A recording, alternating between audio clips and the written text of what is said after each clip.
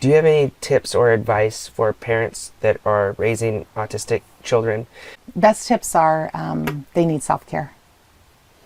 Take care of themselves, because they're with their kids 24/7. And if they're dealing with a lot of behavior and some challenges, it's hard because as a parent, you're dealing with it 24/7. And when we get the students and we have the challenges during the day at school, I always tell my teachers, listen, we only have them during the day. That parent goes home and they have them all night and all the rest of the hours, and it's hard. So I always tell parents, make sure you're taking care of yourself. It's kind of like that analogy, put your oxygen mask on first before you can help somebody else. That's what we stress a lot to our parents, is like, you've got to take care of yourself because you have to be here for the long haul.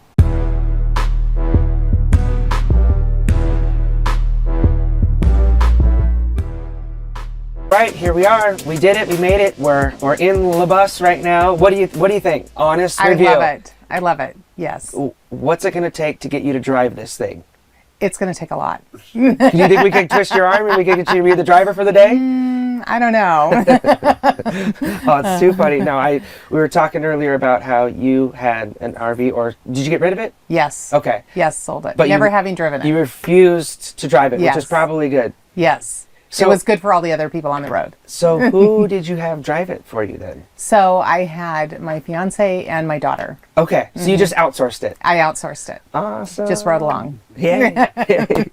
Well, I'm so excited to meet up with you. We've been, me and your fiance have been talking for a while, and he told me about all the things that you have going on. So I'm like, we have to connect. We have to see what's going on with the kids out here in Arizona. I'm an official Arizonite now. Yay! Welcome. I got my driver's license. Woo. I made him take my picture like 4 or 5 times.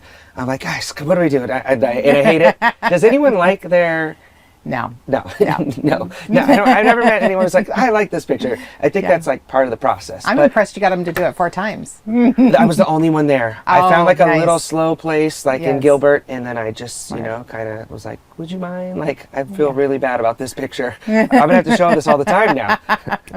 So I'm so excited and curious to learn more about what you've built and what you have going on. I don't even know where to start. So how did this all come about, the work that you're doing with the youth here in Arizona? So how it came about was, we moved to Arizona in 2002. I moved here. I had been a school teacher prior and had worked in schools where my kids went. And so when we moved here, and back then I was with my late husband who passed away since then, but so we moved out here for a job change for him, and so I just started working in charter school to start with, and then how that developed was I had my admin degree, so then I was promoted to principal and special ed director, and so about a few years into it, the owner of the charter school said, hey Laura, why don't you go out on your own, start your own company and contract to us and contract special ed services. So that's what I ended up doing. So then it grew into more and more charter schools I was contracting to. And then what happened is in the charter schools, we're more limited because they're smaller on the resources you can give to students, and especially with special needs. So sometimes, so we would get kids coming into the schools, but we may not have the programming for them. So if you don't have the programming, you have to go out and find programming that you can place them in. Okay. So because it's a publicly funded school, the charter is, you have to take the students and then you have to find good programming for them. So it came about through one student we had that had enrolled, and we needed to find a program. So I had put him in a program that I thought was really good.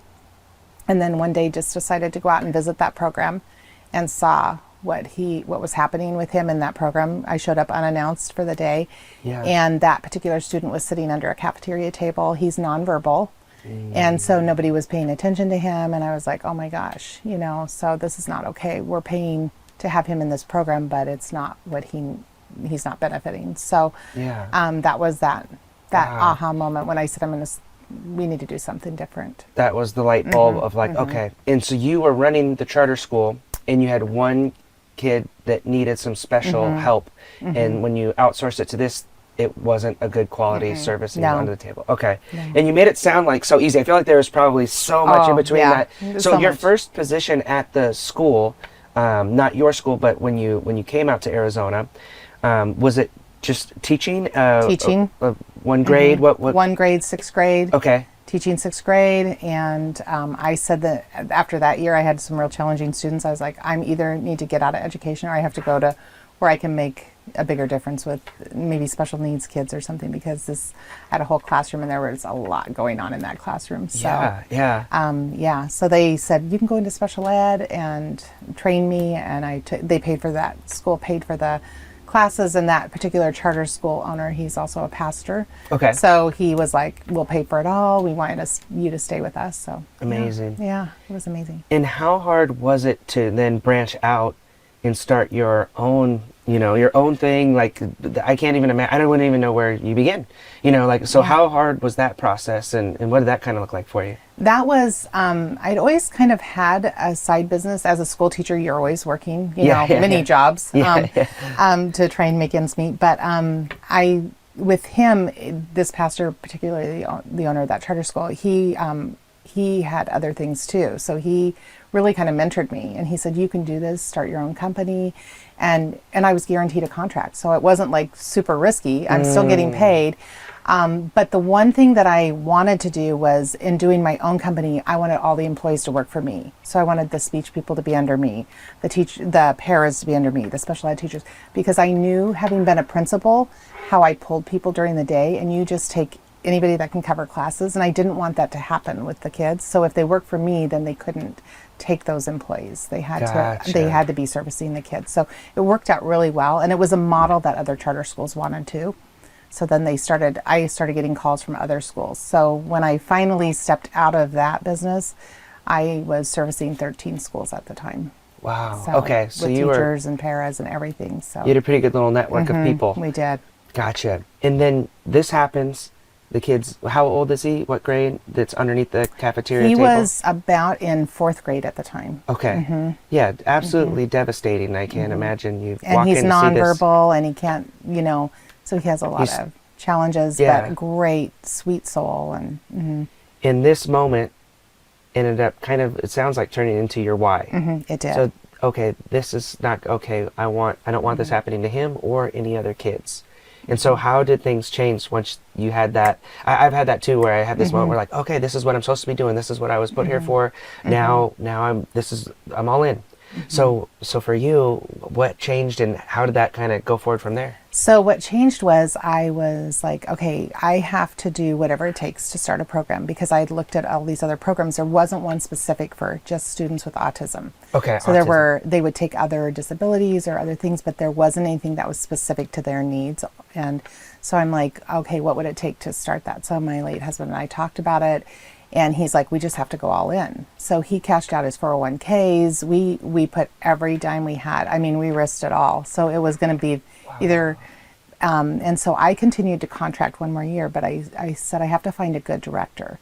So I went out to the state. I asked a few friends of mine, and then they had referred Shannon Mitchell, who is my current director now. She's been with me over 10 years. And she, to this day, she's like, I don't even know why I took that risk, because she's usually very safe. But I interviewed with her, and after 3 hours of us talking, she got on board. We didn't have a building at the time. All I had was a vision. There was nothing. Yeah. We had to hire staff, everything. And she took a chance, and she's done an amazing job. Yeah. Wow. Yeah. So how long did it take to get from, like, all right, we're literally cashing in all of our assets, we're putting it all on the table, to it actually working out and getting one school, and was it a huge success at first? It happened pretty fast. Really? So it was. There was that big of a need?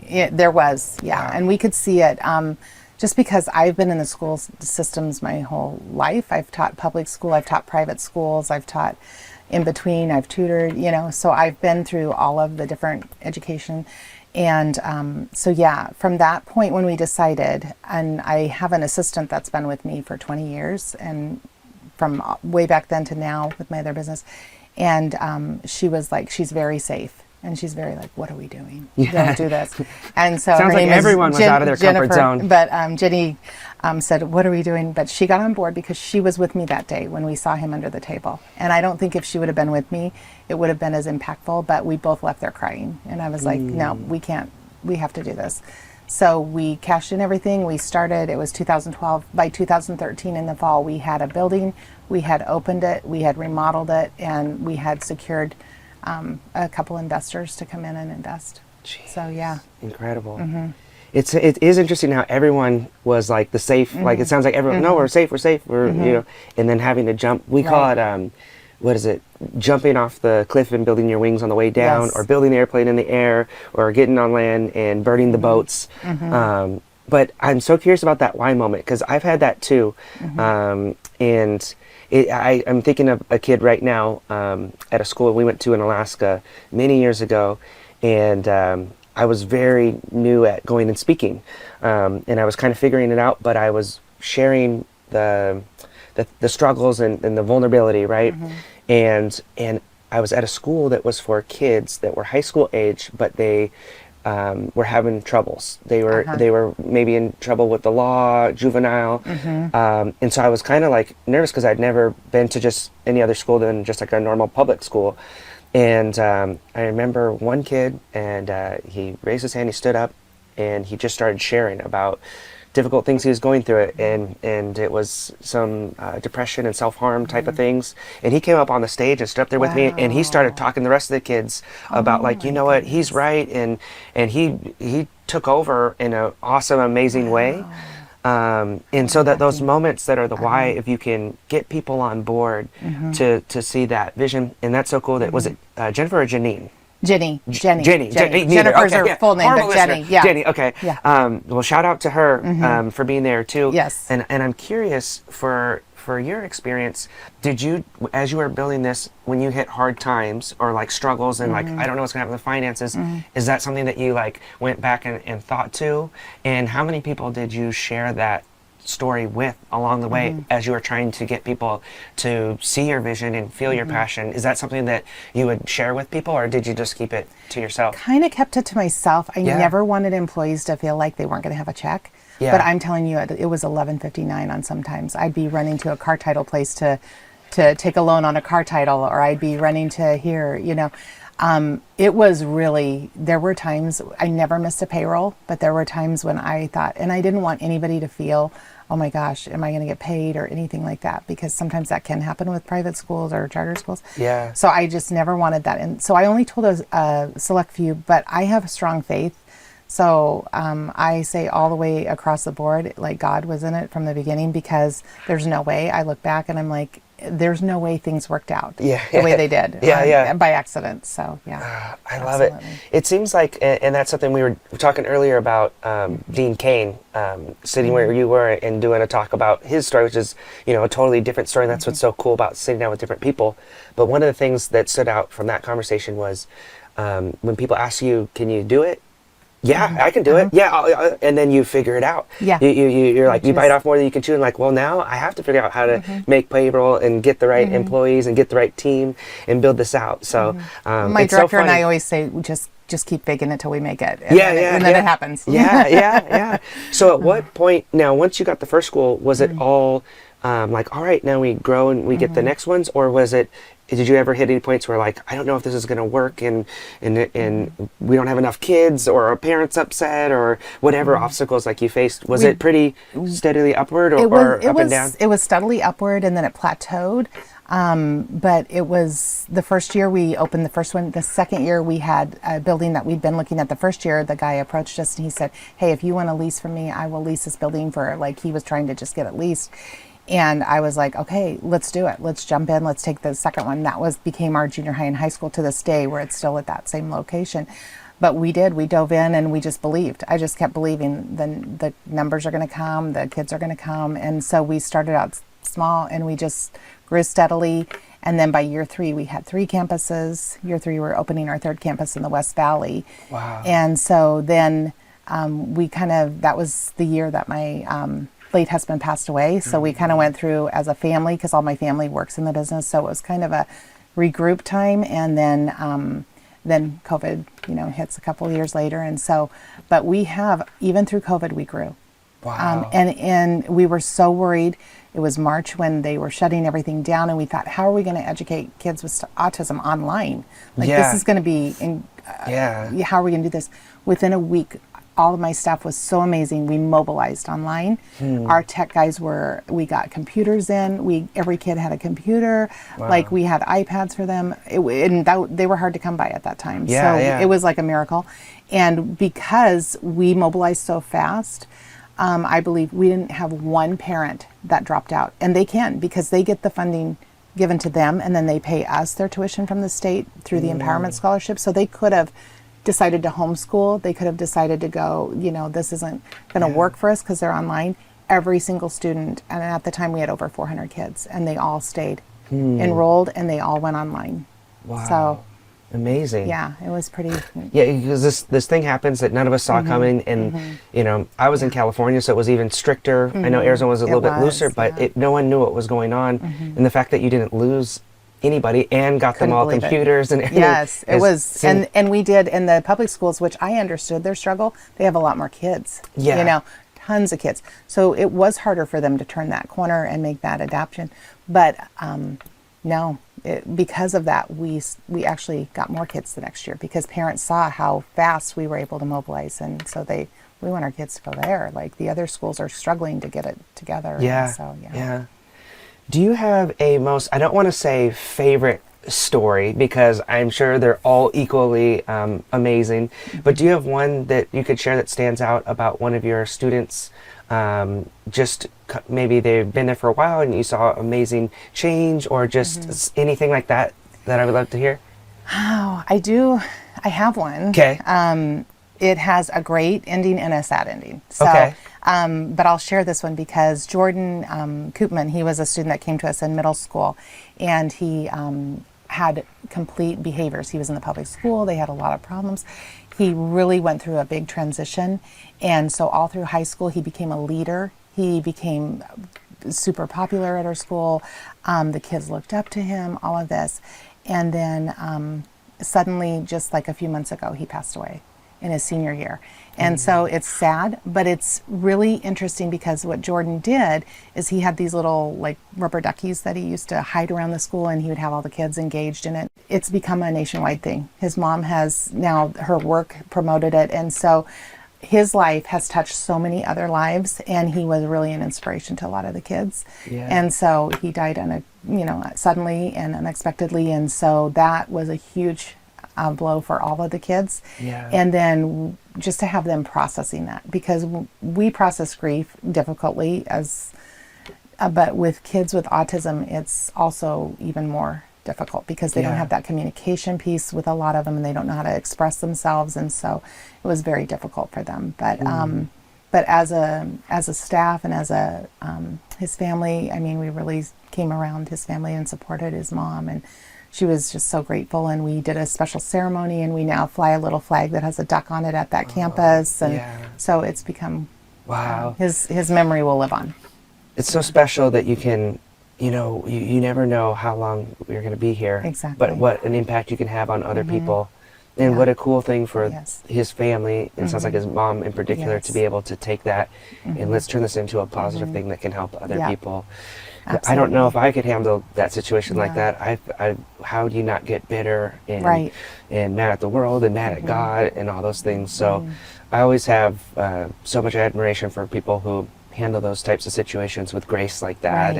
And not only, because that's what we talk about is the attitude. That's like the biggest thing. Attitude. And we can't control what happens to us, and unfortunately bad things are going to happen. That's life, but we can always control how we respond. So easy to say, but much harder difficult to when you lose your child. So I'm so glad though that the other kids, and he was a leader. He was. And that's something that goes, because so many kids today, and I want to get your take on this, it seems like they're worried about following online, right? Who follows them? Who are they getting enough likes? And what do I have to do to fit in with the other people? As opposed to the type of person that's like, you know what? I don't care what they're doing. I'm gonna do what I'm gonna do, and I'm gonna be a light in the world. And I'm gonna lead the way. And we need more leaders and less followers. I know. Well, that's amazing. And I'm so curious. So at these schools, 100% autistic 100% students. autism. Okay. So if I'm varying a parent, levels. Okay. If I'm a parent, because we just had a kid in our program, and we're like, I wasn't. One of our people that are much smarter than me, was like, you know what, I think, went to the parent, I think they might be on the spectrum. So what are some of the signs if I'm a parent or just I'm an uncle? So like if I want to check out my nephews, like what are some of the signs that might be, should everyone be getting tested to find out if they're autistic, or are there certain things? How does that work? No, I think usually it'll usually manifest early on. In the early years of development, and parents will typically, if you've met one kid with autism, you've met one kid with autism. They're all so different, but there are some commonalities, and it's usually speech development, social interaction, could be repetitive things that they do, but I think it's just, there's so many different things that you can look for, and I get asked every day, like, what do you think causes it? And there's so many different speculations out there. Yeah. But I think the main thing is just looking at development, just looking at the developmental milestones. And if you see any delays in any of those, like what they should be doing at certain ages, then kind of paying attention to that and just talking to a pediatrician. And I always say a developmental pediatrician is the best, not just a pediatrician, but a developmental one, because they're paying closer attention to those milestones. Gotcha. So you would take your child in, and is it like, what is it, like a test? Is it blood? Like, I don't even know. Like, no blood test. Yeah, so vision test? Like, what's going on? Yes, they do a lot of like behavioral things with them, like or speech language development by certain ages. My daughter's a speech language therapist assistant, so there's certain ages that they should be doing certain things. So if they're not meeting those milestones, or if you notice your child's not interacting with peers, of course they start out parallel playing, but if they're still continuing and not really wanting to interact, then, or kind of off in their own world, then typical signs like that, you would want to get it checked out. Awesome. Yeah. For parents that do have a kid with autism, what are the benefits of them coming to a school like yours as opposed to just going to the charter school or private school? Yeah. What's so many benefits. And again, I always tell parents, like I worked in the public school system. I was a principal, so I understand the challenges because you're dealing with a lot bigger number of kids and you have to group kids in programs and stuff. So with ours, the advantage to coming here is we have small class sizes, no more than 16 in a class.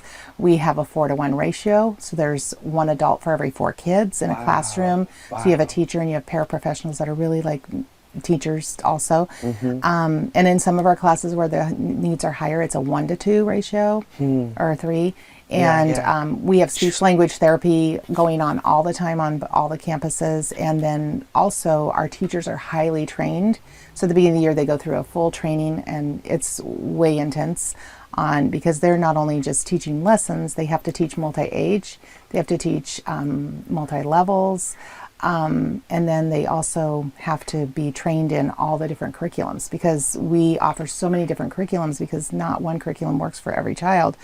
Whereas in a public school, it's going to be one curriculum, all the kids kind of have to follow that. But here, we're tailoring the curriculums to the kids' needs. So everything is individualized. Every student in the classroom is individualized. So lots of support with that. And then we have coaches that go around and really work with the teachers, and we have behavior specialists and speech language and OT, like I said, on the campus. So there's a lot of specialized people that are there to help. And so the teachers love, once they've been in public school and they come to work for us, they're like, oh my gosh, this is so much better because we have so much support here. A lot of resources, it sounds like. Yeah, a lot of resources. Are you guys the only ones in Arizona that do this?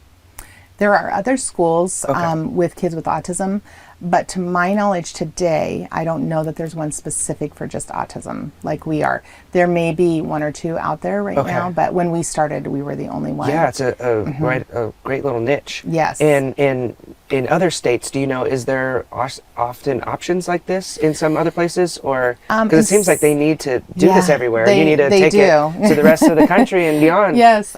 Florida, there's a higher number because they have the Empowerment Scholarship there, the ESA. So it's wherever they have the ESA, and it's different in every state. It works really well in Arizona because with the Empowerment Scholarship, and up until this year, it was just for 5 different categories: kids that were disabled, displaced, or foster kids, or military. There were 5 categories, but what happens is the money is diverted to the parent. but a percentage stays back with the public school where that child would go. So they still get money, but then the parent receives that amount of money, and they can take them to a private school like ours, and they pay the tuition with that money. Wow. So it's diverted to the parent, to us. So that makes it really nice because because they have that option. Because and there we may have one or two students in our schools that are private pay, but other than that, they're all on scholarships or tuition or tax credit money. Because the only way they wouldn't be able to get that scholarship is if they're from out of state and they just move here. Because you have to be an Arizona resident, and your child has to have been in a public school for a certain number of days in order to qualify for the scholarship. Wow. So if you're a parent, look into the empowerment grant, and not just for autism, but also for foster care and a couple other categories, which I need to look into. What they just did is they just passed it for all kids. So now kids that want to go to private school, they can get it, but they won't get as high a funding level because autism gets a lot higher funding. But they did pass that, which has created kind of a strain on the system because they just passed it in the fall.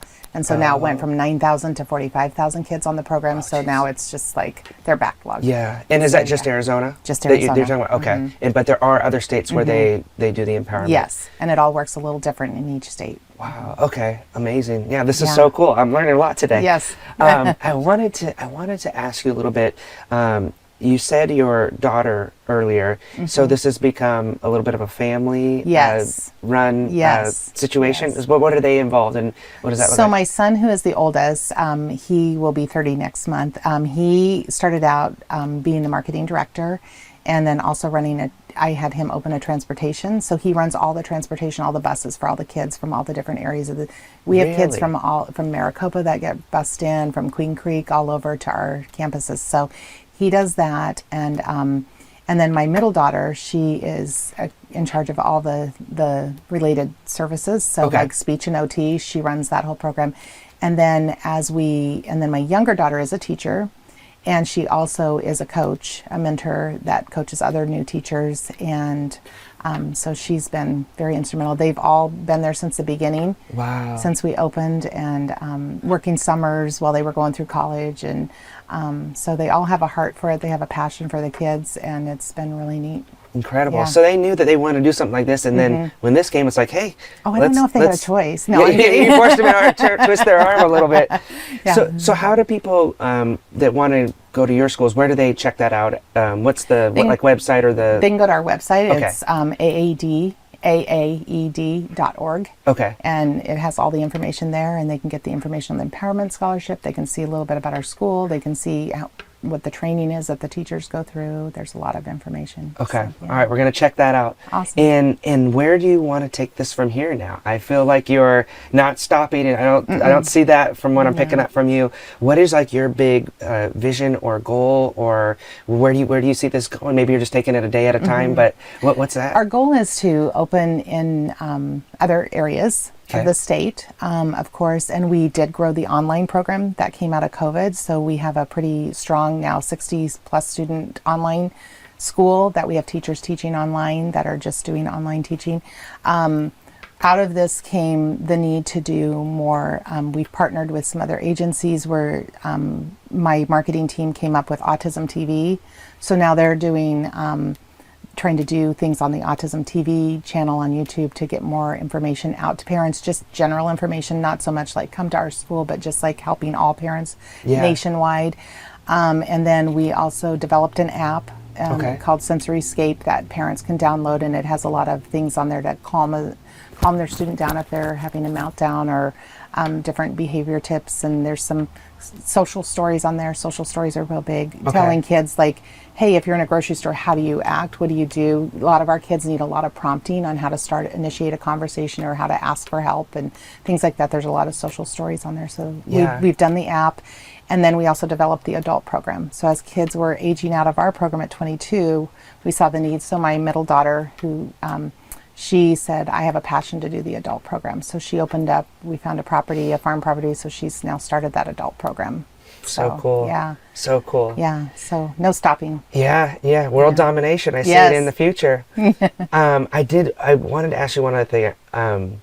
For parents, do you have any like when you said the kind of the prompts for some of these things. Do you have any tips or advice for parents that are raising autistic children with dealing with different situations that they come up with, like best tips or any like just little knowledge that you would share? Best tips are they need self-care.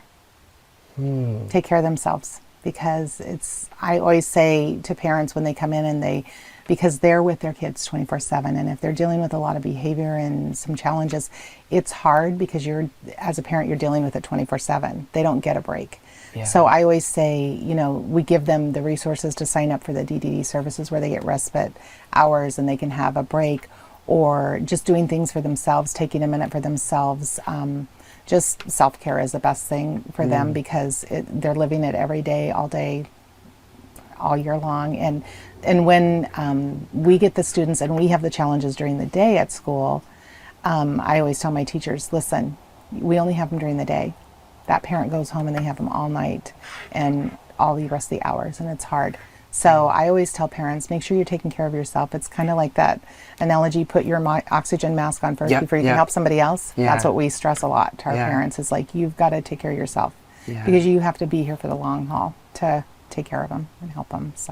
So good. Yeah, I was thinking fill your cup, right? You got to fill your cup before you can help other people. Absolutely. I did not think that's what you were going to say. I'm like, all right, it's going to be something for dealing with anxiety or panic attack, and wow, that is such a good thing. They can call our school anytime. We'll give them advice all day long if they want that. But and we have specialists that can help them. But yeah, I love that, because you got to take care of yourself, and that's what I see with a lot of parents, that not just autism, that the kids have special needs, and it's a full-time thing, and that what you just shared of even into adulthood after, if they don't learn how to survive on their own, then they're, dependent on you forever. And so that's amazing that you guys are extending that out. And there will be kids that'll go to group homes and maybe have to, and, they will outlive their parents. Some of the kids will. And unfortunately, so that's why our goal with even our lowest functioning student is to make them as independent as possible.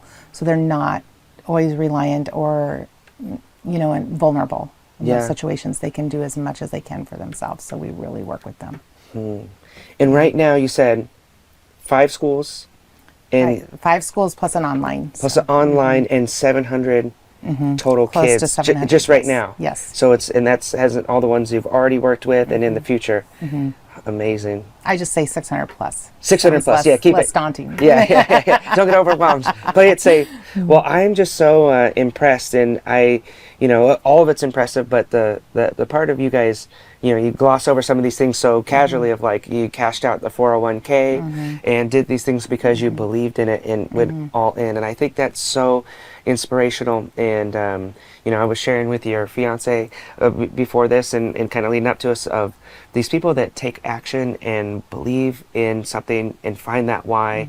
And I love that you have that. You have that one thing of like, okay, this is why I need to do this, and this is something that isn't going to happen on my watch. And then your relentless pursuit to not stop and make it happen and take it and have, because 700 kids is way more than 700 people you're affecting, all their families and brothers and the people that are around them. It's having this ripple effect. And that's the thing we hear from parents, is just how it didn't just change our child, it changed our family, because they have siblings.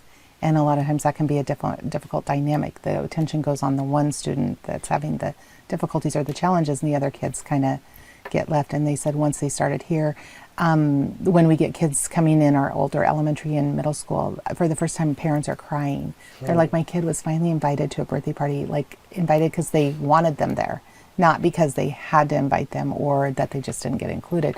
So it's life-changing for these kids and for the parents, because imagine your kid never gets invited to a birthday party, and for the first time they're in 6th grade and now they finally were invited to another friend, and they come to our school and they're comfortable and they socialize with each other because they get each other. And so it's not like being in the public school where they're just kind of off by themselves, or in a small group or something. Yeah. So you do so much to help so many other people.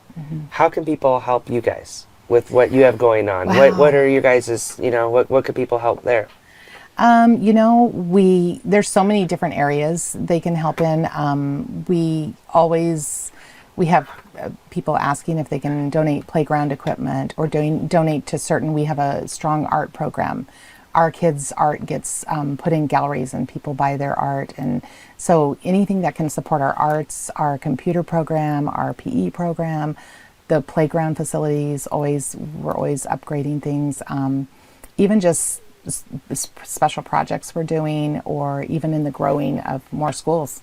Yeah. You know, it's just, we have limited money we get in, and I really prioritize the personnel first because we want the best for the kids. And so sometimes the things that don't happen are those type of the bigger projects, the bigger funding aspects. So awesome. Well, we'll put the website on here and people can check it out. Awesome. Thank you so much for being so generous with your time here on a Saturday. And thank you. Thank you for all you're doing with kids too. Oh yeah, so thank you. I amazing. appreciate that. I just want to take a second and acknowledge you for all you're doing. You know, it really is incredible, and the impact. And I would love to be able to help in some way. So we'll have to figure that out after this. Definitely. But Love that. like I said, everyone is so interesting. Everyone has just a different story, and so it's so fun to learn what your story was today. And those things, you know, when you're pushing through, like it's such a big deal. Like, oh, we're cashing out the thing to do this to help other people, and that's just one of the obstacles you hit, and you just keep going and making it happen. Yes. I think that's very inspirational to so many people. So I'm excited to get this out there and hopefully get more kids and parents that need this program to your program or ones like yours in their area, wherever they are. So yes, I agree. This needs more attention on it, because I didn't even know they had resources like this, and I think a lot of people don't know that. So and just finding buildings right now, and this time we're looking at expanding, and it's hard because we do have wait lists in some of our classes. And, and especially our lower functioning classes, we have wait lists of kids wanting to get in, and so it's hard. There's definitely a need out there. So, yeah. Well, we're glad you're here. Yay! Thank you. Awesome. Thank you.